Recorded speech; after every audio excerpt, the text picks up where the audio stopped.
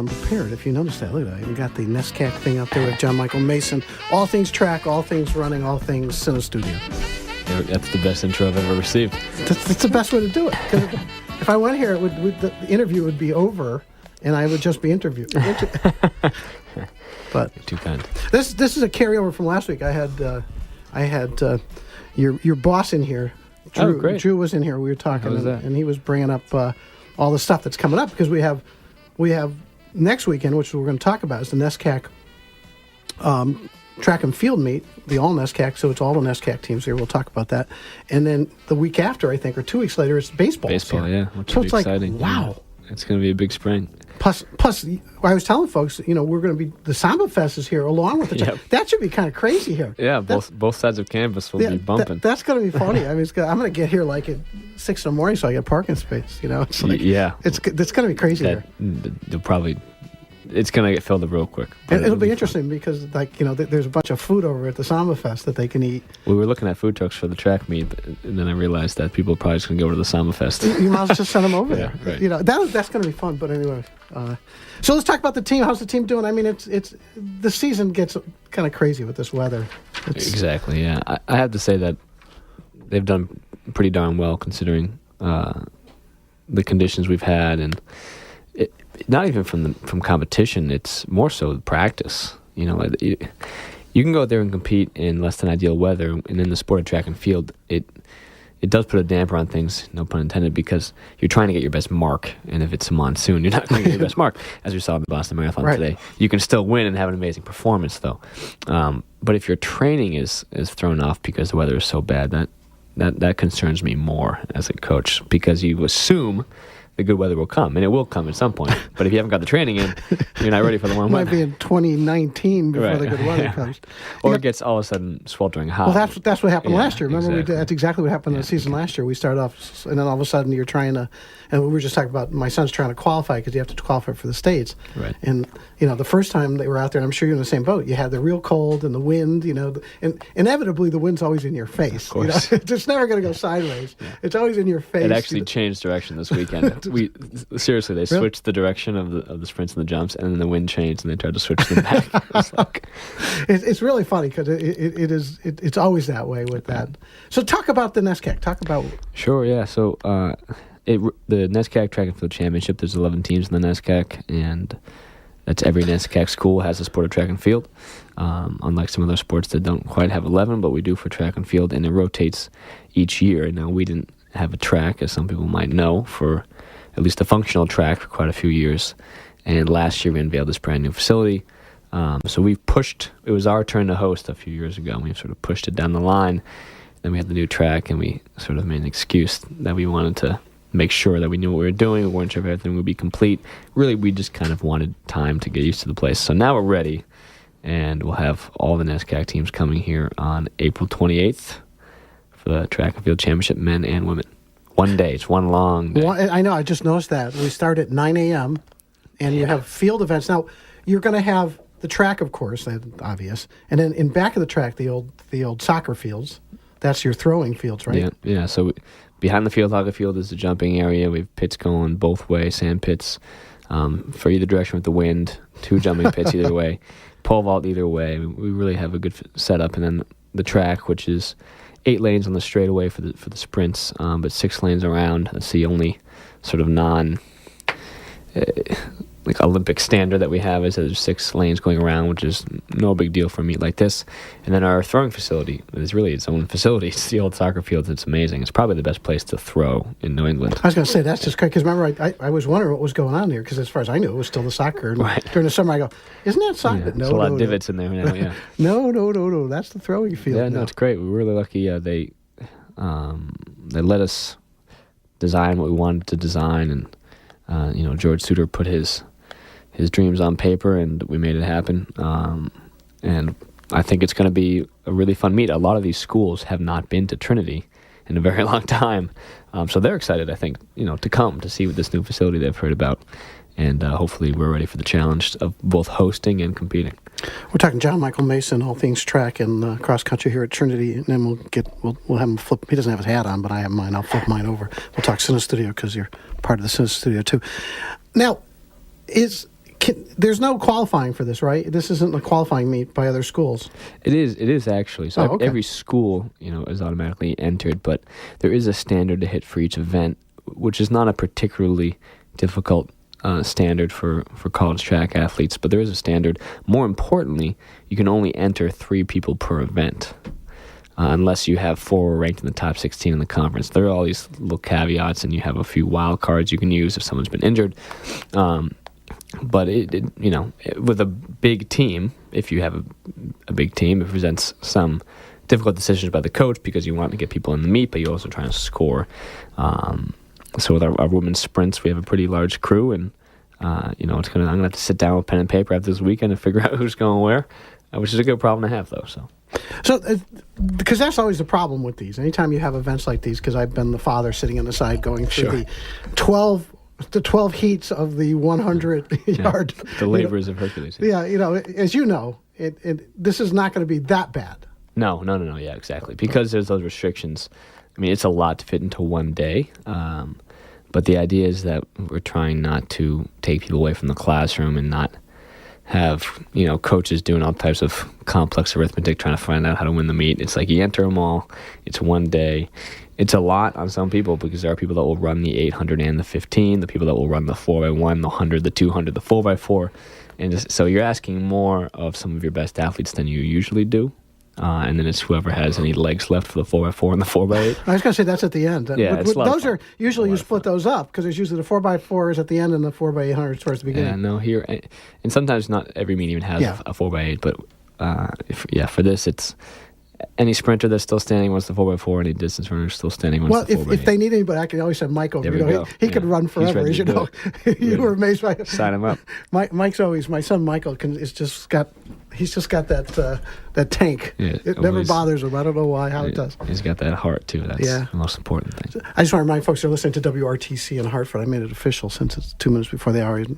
John Michael's an old RTC DJ. I got to get him back here sometime. But anyway, maybe during the summer sometime. We'll sneak him in and let him do a show. But John Michael Mason, all things track and cross country. Now, it starts at 9. Okay. 10K if you want to sit with a bag of popcorn and watch a lot of laps, but also the hammer, which is a lot more exciting. So you can just turn. Have they put the stands up yet on that side of the field? They haven't, so they will not be up. Which in some ways gives a better sight line between the throws and the track events. But it will mean that people will be standing all around the track, and then those who want an elevated view will be more concentrated, which might end up being a good thing.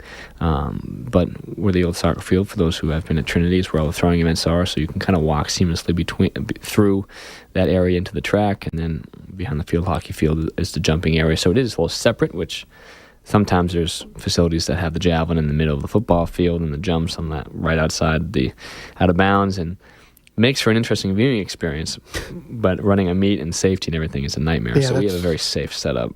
Yeah, I noticed that. And we flag it off, and we put down temporary fencing. So and because of how beautiful Trinity's campus is, you can actually be on the lower lawn walk and see all this going on as well. That's a great view if you're up on a lawn walk. For folks who don't know where the track is, it's basically the football field. Right. If you find the football field at Trinity, we're 300 Summit Street here in Trinity. Is there a phone number that you can give them, or? I guess I could call the athletic office, which I'd have to pull up the extension 860-297 something. Yeah. 297. I think if you did 2000, 297, 2000, that's the general number. You get the Mather front desk. That's probably 297. You can tell we've been here for too long, both as students and both of us, undergraduate, masters, both of us, and that number has been there for a long time since even back when they just started putting phones in when I was here. Nonsense. But again, NESCAC, we start off again like they say with the hammer, and then you have the shot put. Starting at 9 o'clock, then the women's. You're doing women's men and women's men. So it alternates even versus odd year as to which events go first. That's basically the only rhyme or reason to it. But there'll be something going on every minute of every day. Usually, I'd say just show up and listen to the sounds of the crowd. But it will also be Samafest. So right, Samafest will be. You might get confused. Yeah, the Samafest will be on the other life science quad, more towards the New Britain Avenue side. This is back towards I guess the Vernon Broad Street, Street, north side of Broad campus. Street, and then here at RTC. So all friends of sport and music can well, that enjoy. was you asked me. I would have helped you out with the voice, but I'm going to be. Yeah, it would have been great. I can't know. wait to Well, think it was keep sooner. keep me in mind for Sure, the future sure. for that, because I'd love doing that stuff, and I would have brought the boys in too. Would've been fun. They would have had fun. My wife was going, I would have gone to see that. I said, go ahead, bring the boys. You can come up.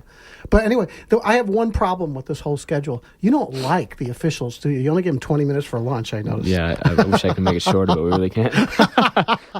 we can try and drag out the national anthem. I know you got the national anthem at 12:25, and over here you have the officials' lunch break is at 12:15, and they It's a get long 10 minutes day. for lunch. Yeah, it's a long day for them. It is. Oh yeah, and the cool part about the officials there, I find, and then maybe you do it. This isn't like officials like in football or baseball where they're yelled at. Nobody yells at the officials. It's same thing in swimming. It's rare that Right. you ever get. There's always every once in a while, someone will get DQ'd or whatever, but it's usually fairly obvious when someone gets DQ'd. Sure, yeah. Well, but at the NESCAC meet, there always seems to be drama somehow. I mean, there's a games committee, and you have to pay to put in if you think that there's been a mistake, you have to pay to petition, and it's a whole process. Well, that happens even at the state meets Sure, here. yeah, that of course, happened because right. we there was a case when the boys were in middle school. Somebody ran the wrong thing, and they ended up beating us. And the coach goes, we got second place. Is it really worth the $100 that we'd have to put in? exactly. You got your medals. Go on. I like to think we don't overstate our importance, and we're not going to argue something unless we think it really is hurting an athlete who's worked hard for something. But this meet can get intense sometimes, and people are like counting points on the back of a napkin. And we just hope that they all go out there and run their best time. And if they all run their best, if they all give it their best and have a chance of hitting some PRs on the day of the NESCAC championship, then what else can you ask for, right? So. You fun. and George have to wear two hats now, right? Because you're organizing it Yeah. and then you're coaching. How do you do that? Well, for the NESCAC meet, they actually have a pooled budget so we can hire more help, essentially. But it's tough. I mean, we said to the athletes just today to a couple of our captains, make sure, and we'll have a team meeting later in the week, make sure the team realizes we're going to be scatterbrained. And it's like people think, oh, you don't have to travel for the NESCAC meet. That's great. Yes and no. And we honestly, it's harder for us to coach the team, and we have to make sure that they have the right mindset, but we're pulled in a bunch of different directions, so it's not ideal in that sense. Yeah, I was going to say, because normally, you're just coaching your athletes. Yeah, normally I'll fall asleep on the bus, wake up to meet, get ready to go. And usually the Rah-rah meet's in speech. Boston somewhere, so you can go home right, and visit exactly, mom and yeah, get a good mom and deal. dad. He's got this all Drop planned off out. some food. Yeah, he's got it all planned out, him and George. So give us some athletes to look for. Sure. Well, we just had a good meet this weekend, and the first name that pops to mind on the women's side is Sam Feenstra in the 5K. Just ran like an 18:02, 18:03, so she just about at 18 minutes. And the 5K is a very competitive event in the NESCACs, but that puts her, at least in the top 15, if not the top 12. And she's a sophomore, she's been working really hard. I'm excited to see if she can get the confidence to go out there and compete with some of the really nationally ranked people. Also on the women's side, we have a lot of good athletes. Morgan Hallows coming up in the sprints. She's a junior walk-on who was hurt her freshman year, but she loves competing, so I love coaching that. And we got a lot of potential people to highlight in the throws. Devin Walsh in the javelin, and Pete Scabar in the shot put.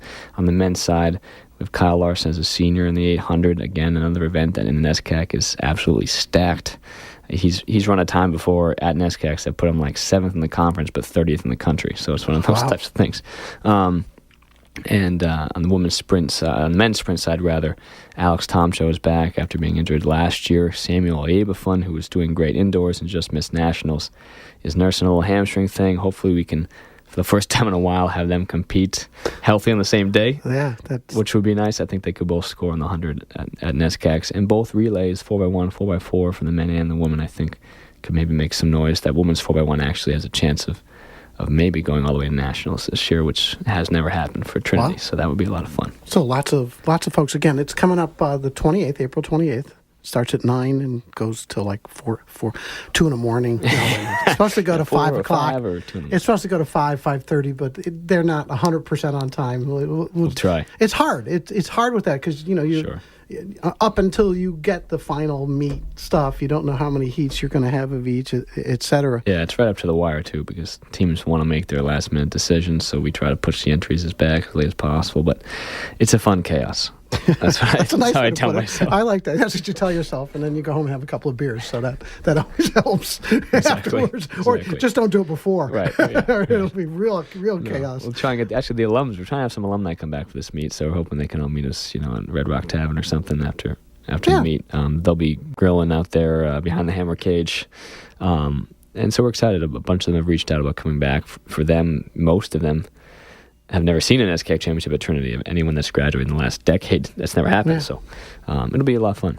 Yeah, again, NESCAC champion is coming up Saturday, April 28th on the left side of Trinity. Yeah, if you're facing the north side of north campus. side. I don't know. Depends how you're looking on your radio, but Right. if you're looking at radio, it's your right side, and then the left side is the Samba Fest. So there's lots of stuff coming on at that time. So float between them. That would be Sure. the good idea. There's good stuff there. Can we talk about recruits?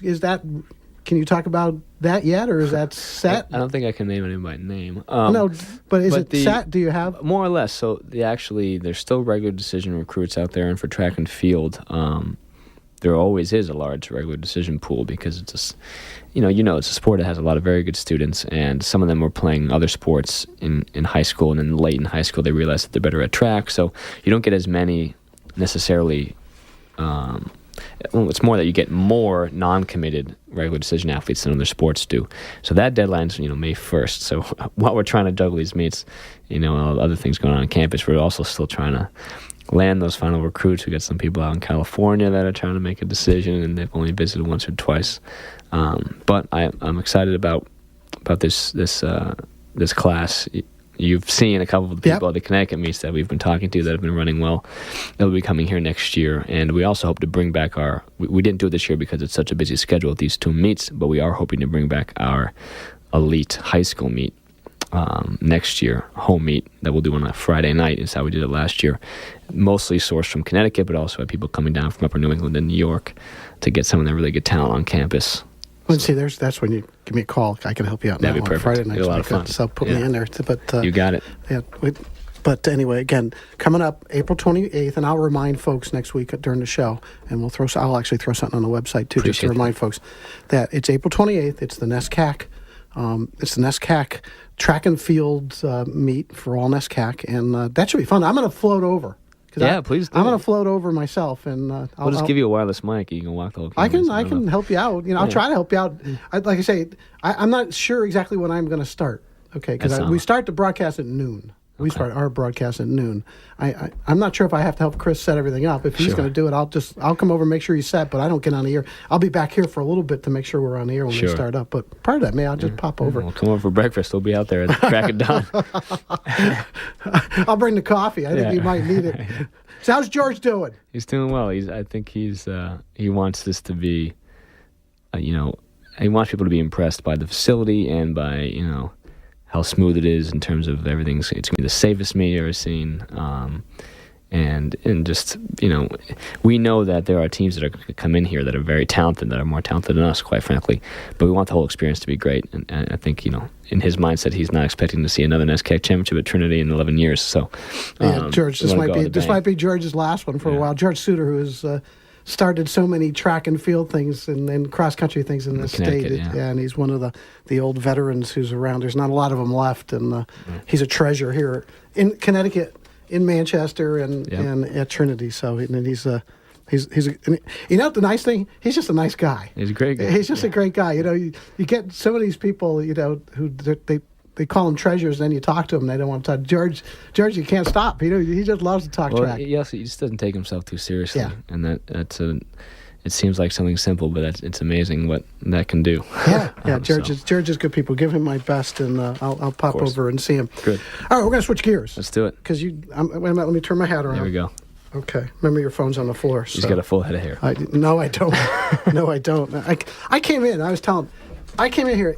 When I came in from Berlin, it was, raining a little bit. And as soon as I hit to pick the mail up, it was like deluge. Yeah, exactly. And then I go over here. I said, I'll get my umbrella out. I put my umbrella. It goes flying. I got soaked. Yeah, it was a monsoon. It was nasty out here, but it could be worse. I could have been running in Boston. Oh, that must have been. I can just... Home field advantage, I would think, for some of our Americans who train in bad weather. But you feel so bad about the folks. I feel so bad for the folks who train through all this weather in here, and then they go in here, and it's like we said before, 4 hours. but there's nothing you can do. It's so cold because even in your meets, the one thing, it could be worse.